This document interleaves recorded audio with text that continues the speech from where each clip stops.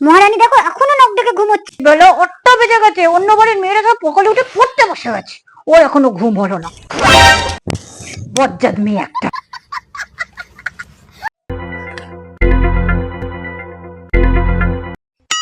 বলছি 8টা বেজে গেছে। এখন এই গিলতে বসলি, এই টিভি নিয়ে বসলি, পড়াশোনা আজ হবে তো? গেলা শেষ হবে তো?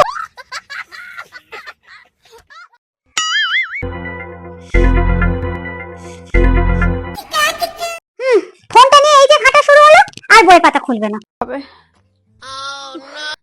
বই আর পড়তে হবে না, তোর বিয়ে দিয়ে দিই সবচেয়ে ভালো। এই মনা একটু পুজোটা দিয়ে দে তো, স্নান। আবার ঘুমাচ্ছিস তুই? এই তো বেলা 8টা হলো, উঠে গিলে গিলে নিয়ে টিভি দেখলি, ফোন দেখলি, পড়তেই বসলি না। এই বাচ্চা, বাবাটা আসুক আজ বলবো। এর কিচ্ছু হবে না, যে বাড়ি যাবে সেই বাড়িতে মোটামুটি